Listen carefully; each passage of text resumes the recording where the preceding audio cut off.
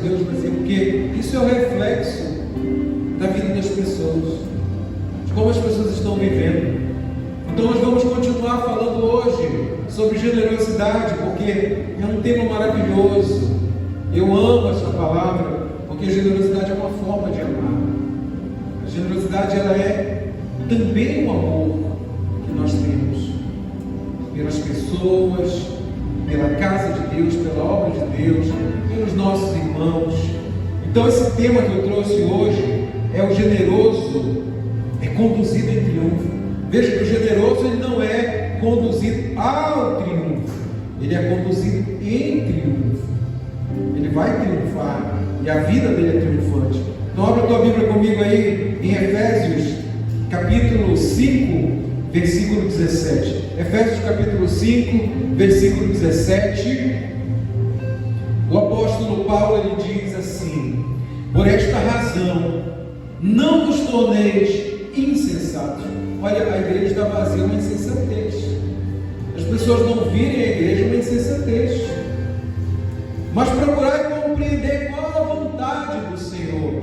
Como é que eu vou compreender a vontade de Deus se eu não venho à igreja?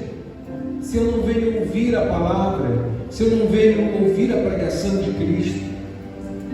Então eu quero te perguntar nessa noite: você sabe qual é a vontade de Deus para a tua vida? Você sabe qual é a vontade de Deus para a tua família? Você sabe qual é a vontade de Deus para as tuas finanças? Você sabe qual é a vontade de Deus para o teu casamento? Para a tua vida familiar? Quantos aqui sabem qual é a vontade de Deus? Então nós vamos aprender nessa noite, amém? Nós não estamos aqui por mero acaso, amado. Nós não existimos por mero acaso. Nós temos uma razão para existir. Então nós não podemos, como disse o apóstolo Paulo, agir como insensatos. Paulo disse: Deus tem uma vontade para a tua vida. Então procura conhecer, procura compreender qual é a vontade de Deus. Se as pessoas estivessem aqui hoje, a igreja estivesse cheia, muitas pessoas iam compreender, iam conhecer essa vontade. Porque conhecer a vontade de Deus é imprescindível para que você tenha uma vida abençoada, próspera e feliz. Ou alguém pode ser feliz longe da vontade de Deus. Então nós vamos compreender nessa noite, na Bíblia Sagrada, na Bíblia, esta vontade de Deus que é tão importante, mas tão importante ao ponto do apóstolo Paulo escrever à igreja de Éfeso, dizendo: procura conhecer, para que você alcance a vida de excelência que Deus tem para você. Sabe como que eu alcancei a vida que eu tenho hoje? Porque eu procurei conhecer a vontade de Deus. Meus filhos, eu digo para eles em casa: vocês não sabem o que eu passei nessa vida. Vocês nunca vão saber o que eu passei nessa vida. As privações, as necessidades, o abandono. Eu digo para ele: a nossa família não abandona. A minha família, aqueles que descenderem de mim, não vão abandonar, porque eu não vou deixar. Não vou ensinar, não vou permitir que meus filhos abandonem. Nós não abandonamos. Então nós chegamos aqui, amado, porque eu procurei conhecer a vontade de Deus para minha vida. E é claro que para viver a vida de excelência que Deus tem, você precisa estar disposto a subir degraus. Você precisa estar disposto. Subir degraus é cansativo. Quem mora em prédio de apartamento sabe, né? Todo dia tem que subir degraus. E é muito cansativo. Às vezes a pessoa já até desiste para casa: não vou nem para casa hoje, porque eu vou ter que subir aquelas escadas lá para chegar na minha casa. Tem um aparelho nas academias, que já foi em academia, já viu, que é tipo uma esteira rolante, são degraus. Aquele aparelho é terrível, ninguém quer usar aquilo ali, porque parece que a pessoa vai morrer de cansaço. Agora, aquilo ali, amado, tem uma consequência muito positiva, porque faz bem para o coração. É um exercício cardio, e ele é recompensador, porque ele fortalece o coração. Então ouça bem, escreve aí se você quiser escrever. Subir degraus me leva para o topo. Diga comigo, subir degraus me leva para o topo. Nós precisamos subir. Glória a Deus. E essa é a vontade de Deus para você, irmão. É o topo, é lá que Deus quer te ver. É em cima, não é embaixo. Não é rastejando no pó, como nós éramos ensinados na tradição evangélica. Nas igrejas da tradição evangélica, quanto mais você lamber o pó, melhor. Deus vai gostar mais de você. Deus não te chamou para você viver por baixo. Nós não estamos aqui, meu irmão, para perder o nosso tempo. Eu não viria aqui perder meu tempo com vocês se isso não fosse importante. Se esse ensinamento não fosse importante. Então, olha, nós temos um chamado com objetivo, com metas, para triunfar com Deus. Amém? 2 Coríntios capítulo 2, versículo 14, ele diz: graças, porém, a Deus, que em Cristo, olha, é em Cristo, sempre nos conduz em triunfo, e por meio de nós, manifesta em todo lugar a fragrância do seu conhecimento. Então é por isso, amado, que eu estou aqui te ensinando. Porque eu compreendi a vontade de Deus. Eu compreendi a vontade de Deus. E eu me permiti conduzir em triunfo. E agora essa fragrância desse conhecimento, ele está dentro dessa igreja. As pessoas não vêm porque não querem. Sabe por quê? Porque Deus me chamou para isso. Para pregar o Evangelho. E Paulo, ele escreve isso na carta aos Romanos, no capítulo 1, versículo 14, quando ele diz assim: pois eu sou devedor tanto a gregos quanto a bárbaros, tanto a sábios quanto a ignorantes. Sabe o que isso significa? Que a quem Deus revela a sua palavra tem uma dívida de pregar esta palavra para todo mundo, indistintamente. Então é por isso que pesa sobre mim essa responsabilidade, porque Deus me trouxe até aqui. E Deus disse: eu te trouxe aqui para você pregar, para você ensinar as pessoas. Não é para você sozinho desfrutar daquilo que eu te dei. O apóstolo Paulo diz: o que eu recebi do Senhor, eu também vos entreguei. De graça recebeste, de graça dai. Por isso que nós somos contra pessoas que cobram para pregar a palavra de Deus. Deus deu de graça para ele, por que está cobrando para pregar? Não é verdade? Então nós vamos aprender nessa noite com mais profundidade a identificar a vontade de Deus para cada um de nós dentro desta palavra. Não é com filosofia, ideologia, um pensamento do pastor, uma ideia que o pastor teve, não, é dentro da palavra. Então registra isso aí, dentro da palavra. E antes de tudo, amados, antes de qualquer coisa que eu possa te falar nessa noite, está a nossa santificação. Primeiro, essencial, é nós vivermos uma vida de santificação. As pessoas hoje não valorizam tanto, ou nem valorizam mais uma vida de santidade. Não se preocupam mais com isso. Esquecem que santidade é um poder para resistir às tentações, para resistir ao pecado, para resistir ao diabo. E é por isso que nós temos aqui, a cada primeiro domingo de cada mês, nós temos aqui uma manhã de consagração. Este dia é um memorial para que as pessoas lembrem sempre que o povo de Deus, que a igreja de Jesus, a noiva, ela é santa.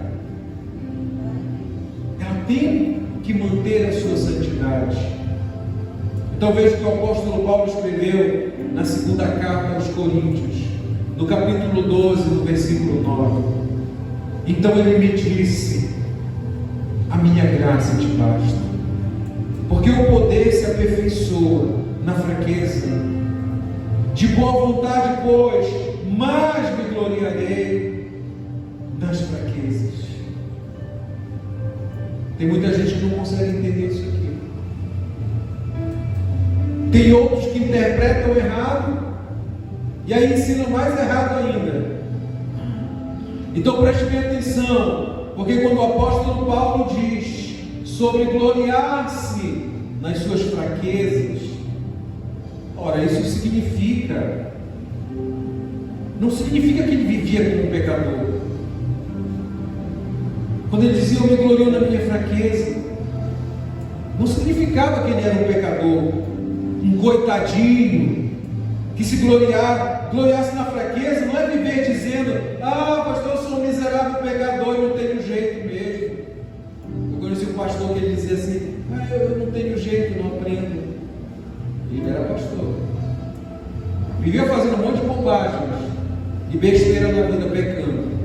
Ainda tinha essa cara de pau dizer que eu não aprendo mesmo, ele dizia. Nós não somos miseráveis pecadores.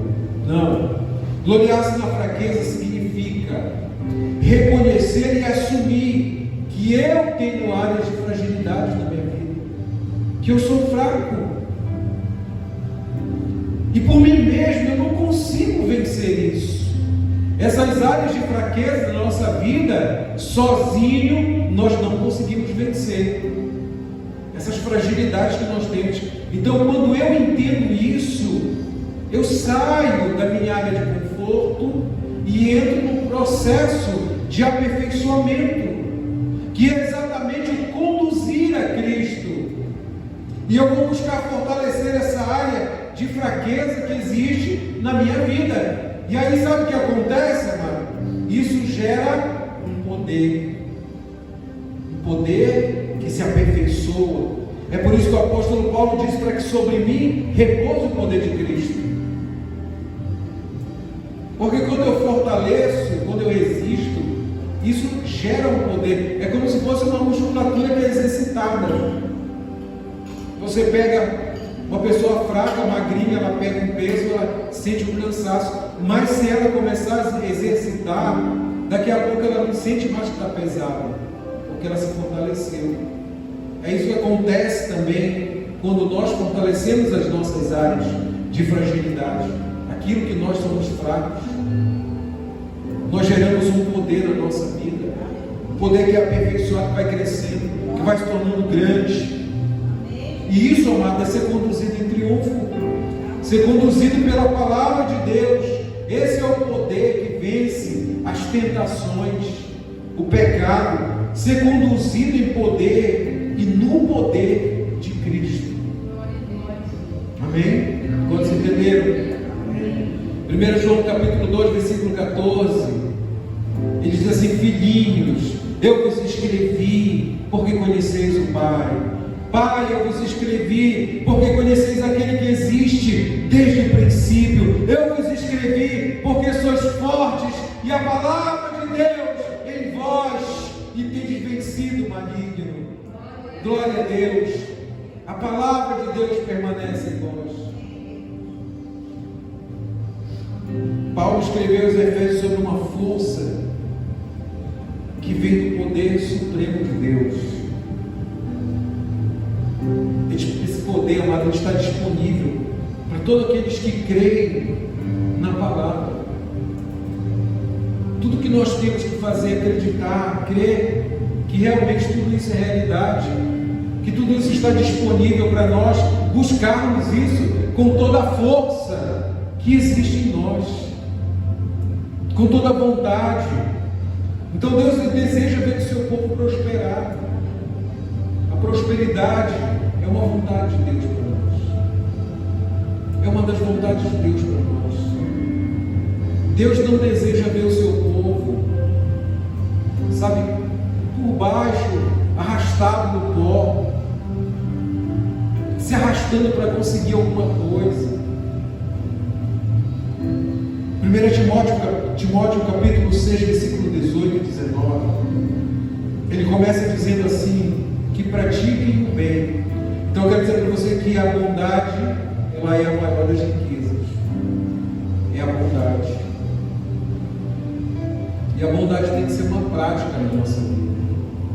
Tem que ser uma prática na vida do cristão. O apóstolo Paulo, ele diz em Romanos, eu não coloquei o texto aí, mas me ocorreu agora, ele diz, não se deixe vencer pelo mal, mas vence o mal com o bem. Bondade é a maior das riquezas. E ele continua, diz, sejam ricos de boas obras e generosos em dar. Que lindo isso aqui, né, amados? Que lindo. Sejam ricos de boas obras e generosos em dar. E prontos a repartir, aleluia. Dispostos a repartir. No versículo 19 ele diz que acumulem para si mesmos tesouros, sólido fundamento para o futuro, a fim de se apoderarem da verdadeira vida. Mas pastor, então existe uma falsa vida? Existe. E talvez essa falsa vida seja a vida que você está vivendo. A falsa vida. Olha, quando o Filho de Deus vive na pobreza, vive comendo as migalhas, ele está vivendo uma vida falsa. Quando ele vive doente, sabe, cheio de doenças, está vivendo uma vida falsa, porque não foi para isso que Deus nos chamou.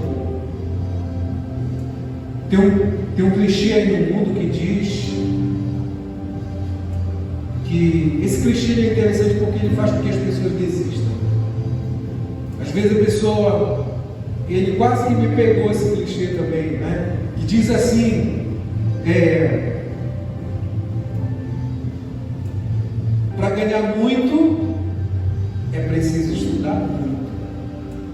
Para você ganhar muito dinheiro você precisa estudar muito. Esse clichê ele faz com que as pessoas desistam, aqueles que não tiveram oportunidade. É um engano, amados. Isso é um engano. Estudar é importante, sim, claro que é importante. E eu sou uma pessoa que eu estudei muito. Mas eu quero dizer para você que eu conheço doutores que ganham menos do que pessoas que não têm diploma de nível superior, que não têm nenhum diploma, e ganham muito melhor do que muitos doutores por aí. Isso é um fato.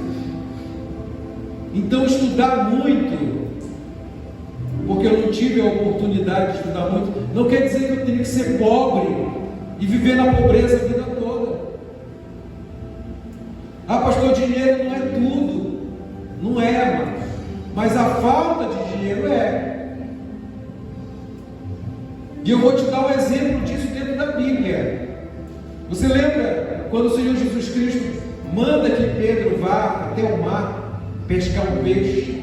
Você lembra disso? Está lá em Mateus capítulo 17, versículo 27. Ele diz, mas para que não os escandalizemos, vai ao mar, lança um anzol, e o primeiro peixe que fisgar, tira-o, e abrindo-lhe a boca, acharás o estáter. Toma-o e entrega-lhes por mim e por ti. O que é que tinha dentro da boca do peixe? Dente? Não, além do dente. Dinheiro. Tinha dinheiro dentro da boca do peixe. Tinha dente também, né, pastor? Amado, Deus não precisa de dinheiro. É verdade, Deus não precisa de dinheiro. Deus é um espírito. Deus é espírito, Deus está no céu. Deus não precisa de dinheiro. Mas naquele momento da vida de Jesus, ele estava aqui nesse mundo. E ele precisou de dinheiro.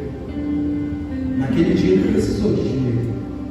Talvez não tenha sido o único dia, mas ficou registrado esse dia. Então, meu amado, eu vou te dizer uma coisa, vou ser sincero com você. Eu não tenho fé para ir lá na beira do rio Amazonas pescar um peixe, tirar R$100 da boca dele para pagar as contas da igreja. Eu não tenho fé para isso.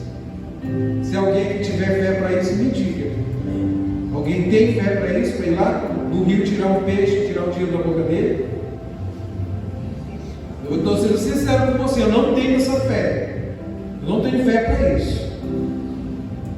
Então, para sustentar a igreja, a obra de Deus, eu preciso trabalhar, eu preciso prosperar, e eu preciso contribuir com a obra de Deus. Então eu me permito ganhar dinheiro e ter prosperidade, porque para isso sim eu tenho fé, pastor, para trabalhar, para ganhar dinheiro e ser próspero. Isso eu tenho fé. Eu não tenho fé para ir pescar um peixe para tirar o dinheiro. Eu confesso que eu não tenho. Mas para mim trabalhar, para mim ser próspero e ganhar muito dinheiro e ajudar a obra de Deus, como eu tenho feito, para isso eu tenho fé. Porque eu já fiz. Eu não sou uma pessoa de discurso, não. Eu sou uma pessoa de ação. Tudo que eu prego para você aqui é porque eu tenho uma história para contar sobre isso. Mas o que a palavra de Deus diz? Como é que eu posso ganhar muito dinheiro? Quem quer saber aí? Ninguém quer saber? Poxa, sou eu. Então eu vou te dizer nessa noite, meu amado, minha amada. Você recebe um envelope toda vez que você vai dar a tua oferta ou dar o teu dízimo, não é verdade? Você vai receber o envelope daqui a pouco. Agora eu quero perguntar para você, você já leu aquele texto que está no envelope? Quantos já leram? Não todos, né? Tem um texto lá no envelope. Esse texto, amado, ali está o segredo do que eu quero te falar nessa noite. Ali tem um segredo. Ou você pensa que esse texto foi colocado lá por obra do acaso? O pastor Deus mandou e disse nele, ele colocou esse texto aqui para mim ler quando eu for ofertar. Não, claro que não. Deus me mandou colocar esse texto intencionalmente nesse envelope, para que toda vez que você for ofertar, ou você for trazer o teu dízimo, você possa ler esse texto bíblico de 2 Coríntios 9:6. Isto foi intencional, sabe por quê, mano? Porque você precisa conhecer o que está ali. E talvez você leia e não compreenda exatamente o que quer dizer, mas nessa noite eu vou te dizer o que significa esse texto. Eu vou te dizer o que significa. Que ele não está ali por obra do acaso. Foi Deus que me mandou colocar. 2 Coríntios 9:6. Ele começa dizendo assim: isto eu afirmo. Então, sabe o que isso quer dizer, mano? Que Deus está se comprometendo com você e com esta palavra. Quando você está colocando a tua oferta, o teu dízimo, Deus está dizendo: eu estou me comprometendo com isso aqui. E aí o que ele diz na sequência? Aquele que semeia pouco. Sabe o que significa disposição do coração para tomar a atitude de lançar a semente? E a atitude de fazer muito, fazer pouco ou não fazer nada. Você entendeu isso? Ou eu faço muito, ou eu faço pouco, ou eu não faço nada. Eclesiastes diz, amados, que alguns só observam as nuvens. Eles não fazem nada, só ficam observando. E essas pessoas que fazem isso, elas não têm permissão, elas não são autorizadas a prosperar. Porque semeia pouco, ou porque não semeia nada. Não tem autorização para prosperar. E isso aí está relacionado muitas vezes ao vitimismo, à infantilidade, aquela visão de escravo. Então nós vamos começar a observar aqui a questão da vítima. Porque a vítima ela não está autorizada a colher muito, porque ela se sente pobrezinha. Eu sou pobrezinho, eu não mereço, eu sou bobinho, eu sou criança. Criança não tem permissão para receber dinheiro. Criança vive uma dependência emocional exagerada, porque é criança, é ínsito da criança. E as pessoas infantis, elas transferem isso para a relação com Deus. Elas vão se relacionar com Deus assim. Eu digo isso para você porque um dia eu já me relacionei com Deus assim, como criança. Então ela se torna aquela eterna criança chorona, birrenta, medrosa, cheia de culpa, desanimada, procrastinadora, que não é autorizada a ganhar dinheiro por causa disso.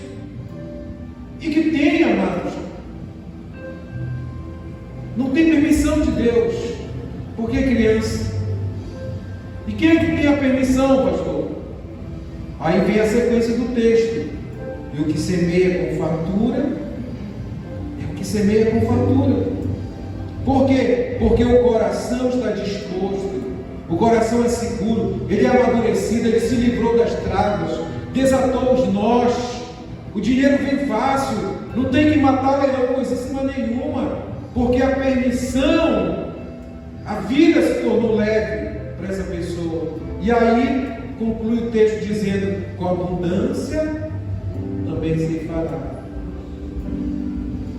Todo mundo entendeu isso aí? Ou quer que eu comece de novo a explicação? Olha que texto lindo, olha quanta coisa maravilhosa está contida nesse texto, né, irmãos? E às vezes a gente pega o envelope e nem lê. Às vezes a pessoa pensa: o pastor colocou aqui para uma doidice, tem uma coisa ali, botou. Tudo vem de Deus, irmão.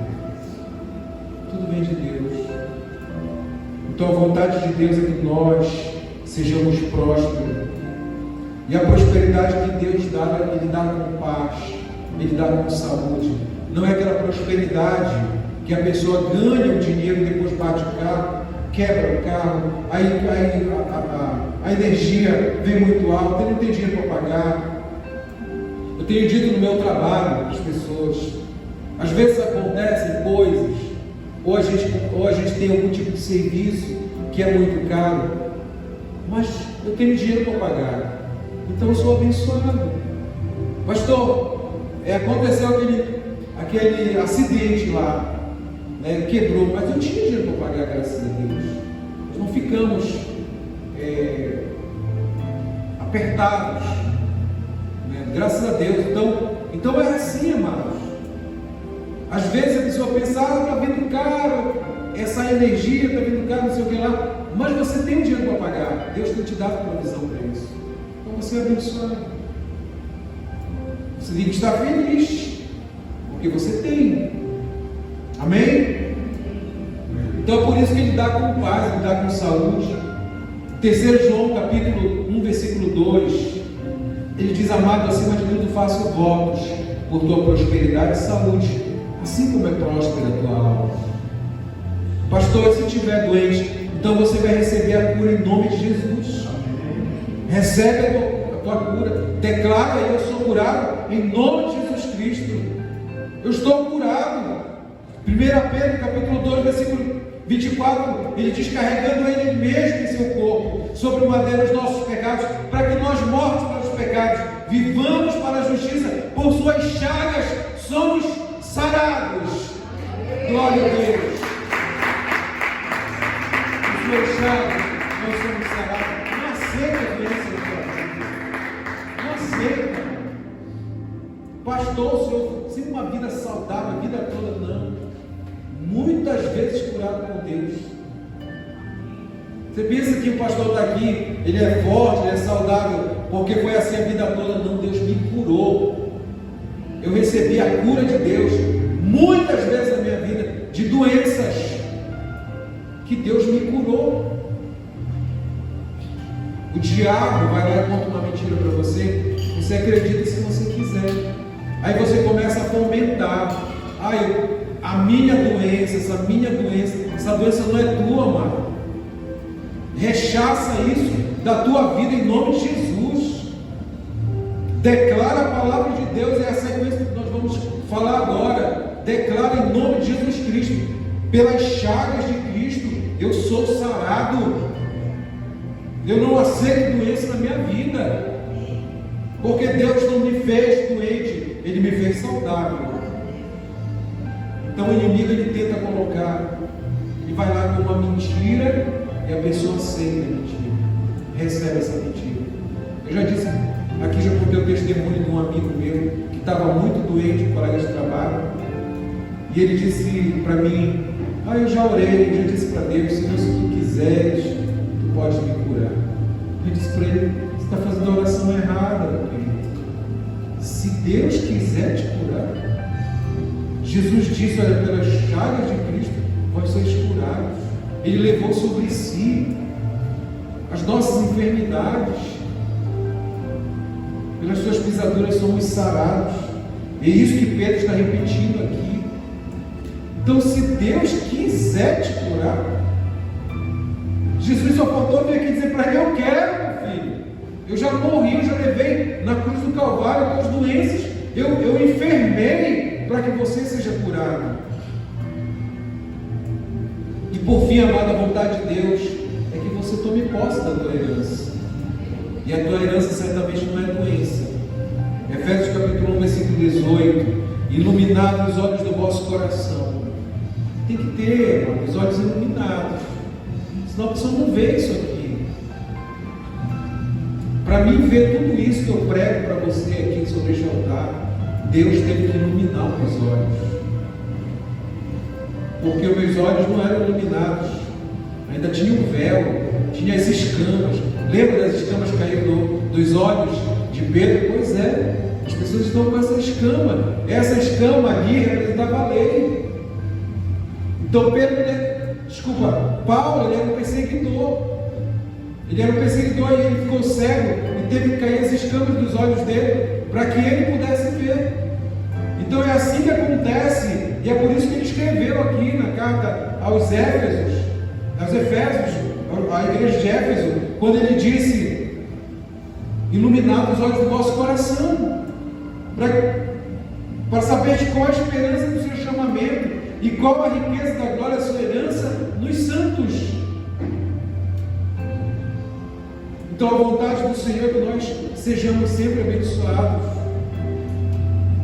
A vontade de Deus para nós é bênçãos. Gálatas capítulo 3, versículo 9, ele diz que de modo que os da fé são abençoados com o crente Abraão. Então essa aqui é a vontade de Deus para você e para mim. E o que é necessário, pastor, para eu viver a vontade de Deus? O que é necessário? Hebreus capítulo 10, versículo 35 e 36. Ele diz: não abandoneis, portanto, a vossa confiança. Ela tem grande galardão. Eu já preguei isso aqui. Preguei aqui para vocês só sobre confiança. Você lembra da mensagem que eu preguei passado? Que eu falei sobre confiança. E ele diz: não abandonem. As pessoas estão abandonando a confiança em Deus. É por isso que não vem à igreja, porque já não confia mais. E por causa disso deixam de receber a recompensa de Deus. Outra coisa, perseverança. Versículo 36. Com efeito tendes necessidade de perseverança, para que, havendo feito a vontade de Deus, alcanceis a promessa. Perseverança. As pessoas desistem pelo meio do caminho. É impressionante, amado, o tanto de pessoas que desistem. Começam uma jornada e não terminam. Isso daí é um indicativo de que a pessoa nunca vai alcançar. Nunca vai conseguir alcançar nada, porque desiste facilmente. Começa uma vida com Deus e não termina. Daqui a pouco abandona a igreja, aí já está fazendo outras coisas nesse mundo aí. Outra coisa, mantenha sempre a sua boa confissão. E agora vem a questão da confissão. Hebreus capítulo 4, versículo 14, ele diz: tendo, pois, a Jesus, o Filho de Deus, como grande sumo sacerdote, que penetrou nos céus, conservemos firmes a nossa confissão. Conservemos firmes a nossa confissão. Então, primeiro ele falou: não abandoneis a vossa confiança. E agora nesse texto ele diz: conserva a tua boa confissão. Mantenha a tua boa confissão. É por isso, amado, que nós devemos sempre citar a Bíblia. Sempre nas tuas orações.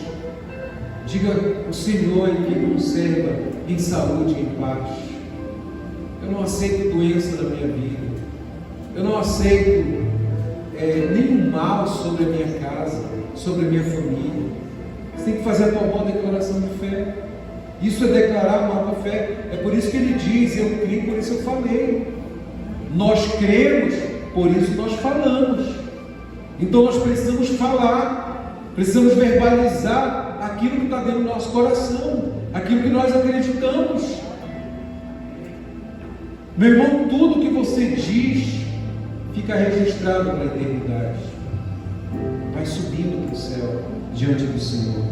Deuteronômio capítulo 26, versículo 17, ele diz: e o Senhor hoje te faz dizer. Olha, sabe quem te faz dizer? É Deus. É Deus. O Senhor hoje te faz dizer que lhe serás por povo seu próprio, como te disse, e que guardarás todos os seus mandamentos. Então eu quero dizer para você, amado, que tudo que você falou hoje e tudo que você disser é Deus que te faz dizer, para que você alcance tudo aquilo que você busca dele. Amém? Efésios capítulo 4, versículo 29, ele diz: não saia da vossa boca nenhuma palavra torpe, e se unicamente a que for boa para edificação, conforme a necessidade, e assim transmita graça aos que ouvem. O que tem que sair da nossa boca é aquilo que está alinhado com a palavra. Tudo que nós falamos tem que estar alinhado com a Bíblia. É o que tem que estar dentro do nosso coração, porque a palavra de Deus tem que estar dentro do nosso coração, e esta palavra ela vai sair pelos nossos lábios, pela nossa boca, e ela vai sair em forma de boa confissão diante de Deus. É por isso que unicamente o que for bom para a edificação. Provérbios capítulo 18, versículo 7, ele diz que a boca do insensato é a sua própria destruição. O insensato não precisa que ninguém destrua ele, a boca dele destrói ele, e os seus lábios um laço para a sua alma. O insensato, é por isso que nós começamos essa mensagem falando sobre insensatez, porque ser insensato, amado, é uma destruição para a nossa própria vida. E a única coisa que pode nos tirar dessa vida de insensatez é o conhecimento de Deus, para que nós mesmos não destruamos a nossa vida, não destruamos a nossa prosperidade, não destruamos a nossa família e a nossa vida com Deus, porque às vezes nós abrimos a nossa boca para amaldiçoar, para reclamar, para murmurar. E murmurar, reclamar, isso é um atraso. É um atraso para a nossa terra prometida. É um atraso para nós alcançarmos aquilo que nós buscamos com Deus. E para terminar, eu quero terminar com Efésios capítulo 1, versículo 19. Que ele diz qual é a suprema grandeza do seu poder para os que cremos, segundo a eficácia da força do seu poder. Então, meu irmão, cuidado, porque para alguns o poder de Deus é um tremeliquezinho. Você já viu, tem pessoas que, eu senti um tremeliquezinho, eu estou me tremendo, isso é o poder de Deus. O outro diz, eu senti um arrepio, é o poder de Deus. Pastor, o senhor berrou, o senhor gritou, isso é o poder de Deus. É nada, irmãos. Isso não é o numa igreja viva, numa igreja transformada, onde as pessoas e onde a palavra de Deus ela é a fonte. A palavra de Deus ela é a fonte dos milagres, ela é a fonte do que está acontecendo, de sinais, de maravilhas. Isso tudo está presente. Aonde está o poder de Deus? A cura, a manifestação de sinais, de prodígios, de maravilhas. As pessoas são prósperas, as pessoas são livres para adorar a Deus, para expressar o verdadeiro louvor e a verdadeira adoração. Aí sim está o poder de Deus. Não é uma pessoa que eu estou todo tremeliquento assim, isso é o poder de Deus. Me deu um arrepio, pastor, o poder de Deus. Não é poder de Deus, irmãos. Isso não é poder de Deus. O poder de Deus é quando você vê a sua vida transformada, é quando você vê a sua família transformada, é quando você é curado de uma enfermidade, muitas vezes que não tem cura. Isso sim é a manifestação do poder de Deus. Não as pessoas ficarem sapateando, pulando, rodando que nem uma carrapeta. Isso não é poder de Deus. É nisso que nós precisamos crer, nesse poder que se manifesta transformador na nossa vida, para que esse poder se manifeste com eficácia na tua vida e na minha vida. Amém? Nós precisamos acreditar. Amém? Assim diz o Senhor. Vamos ficar de pé. Glória a Deus. Aleluia. Louvado seja o nome do Senhor.